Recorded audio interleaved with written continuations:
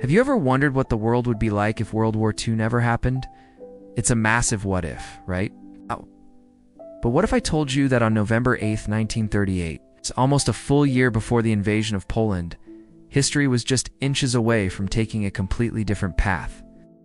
One man, a lone carpenter, came incredibly close to assassinating Adolf Hitler and potentially saving millions of lives.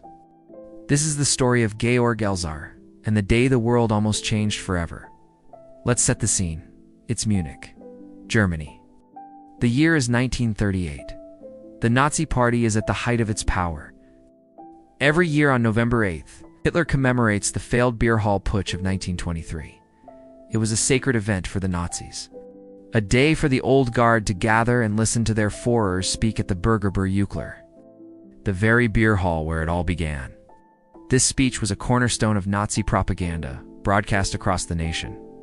For Hitler, it was a non-negotiable annual ritual. But for Georg Elzar, a quiet, unassuming cabinet maker from a small town in southern Germany, it was an opportunity. Unlike many Germans at the time, Elzar saw the truth behind the Nazi regime. He wasn't part of any organized resistance group. He was just an ordinary man who saw the suppression of workers' rights, the increasing restrictions on personal freedoms, and the escalating warmongering. He listened to Hitler's speeches and realized this man was leading Germany and the world towards a catastrophic war. He felt he had to do something. Couldn't just stand by and watch it happen. So, he decided to take matters into his own hands, with a plan that was as brilliant as it was daring. Elzar's plan was meticulous. He knew the Bürgerbühne was the one place Hitler was guaranteed to be on a specific date and time. For over a year, he secretly worked on building a homemade time bomb. He stole explosives from a quarry where he worked and painstakingly designed a complex clockwork mechanism to detonate it. This wasn't some crude device. It was a masterpiece of deadly precision. He needed to make sure it would go off at exactly the right moment during Hitler's speech. His commitment was extraordinary. For about 30 nights in the fall of 1939, Elzar would go to the Bürgerbühne for dinner. After the hall closed, he would hide in a storage closet and wait for everyone to leave. Then, in the dead of night, using only a flashlight, he would get to work. His target was a thick stone pillar directly behind the speaker's podium. He knew that if he could hollow it out and place his bomb inside, the explosion would bring the entire ceiling and upper gallery crashing down right on top of Hitler and the Nazi leadership. Night after night, he chiseled away at the pillar, carefully collecting the dust and debris to avoid suspicion. He had to work in complete silence, always listening for the footsteps of a night watchman. It was incredibly risky, nerve-wracking work. Finally, on the night of November 6th, just 2 days before the big event, Elzar placed his bomb inside the hollowed-out pillar. He set the timer for 9:20 p.m. on November 8th. He had studied Hitler's previous speeches and knew he usually spoke for about 90 minutes. Typically ending around 10 p.m., setting the bomb for 9:20 p.m. would ensure it detonated right in the middle of the speech, causing maximum devastation. His plan was set. Everything was in place. He had done everything a single man could possibly do to stop a tyrant. On the evening of November 8th, Hitler arrived at the Bürgerbühne to give his annual speech. The hall was packed with loyal Nazis. The atmosphere was electric. Everything was going exactly as Elzar had predicted.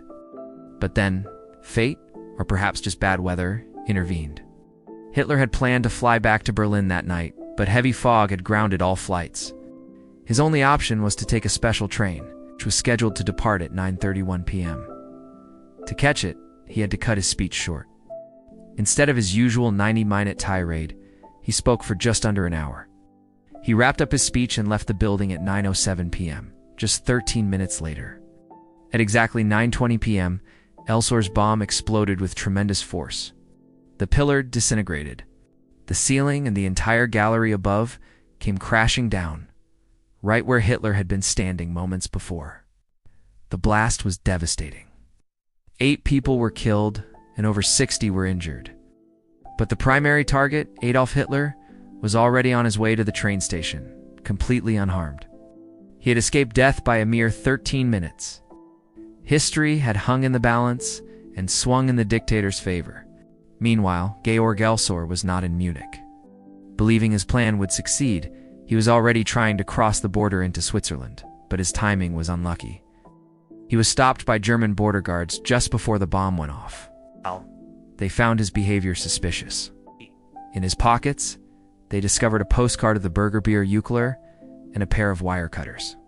When news of the explosion in Munich reached them, the connection was made instantly. Elsar was arrested and handed over to the Gestapo. Under intense and brutal interrogation, Elsar confessed. The Nazis couldn't believe alone. Working-class man could have orchestrated such a sophisticated plot. They were convinced he was part of a wider conspiracy, perhaps involving British intelligence. But he wasn't. Georg Elsar acted alone, driven by his conscience. He was held in concentration camps for over 5 years. Then, in April 1945, just weeks before the end of the war, on direct orders from Hitler, Georg Elsar was executed at the Dachau concentration camp. The Nazis wanted to erase the memory of the man who had almost single-handedly stopped them. The story of Georg Elsar is a powerful and tragic reminder of how close history came to a different outcome. It's a testament to the courage of one individual who stood up against tyranny when so many others were silent. He failed, but his attempt was a stark message that not all Germans blindly followed Hitler. So the next time you think about the what-ifs of history, remember the name Georg Elsar, the carpenter who almost saved the world. What do you think? If his plan had succeeded, how different would our world be today? Let me know your thoughts in the comments below. Thanks for watching, and don't forget to like and subscribe for more stories that change the way you see history.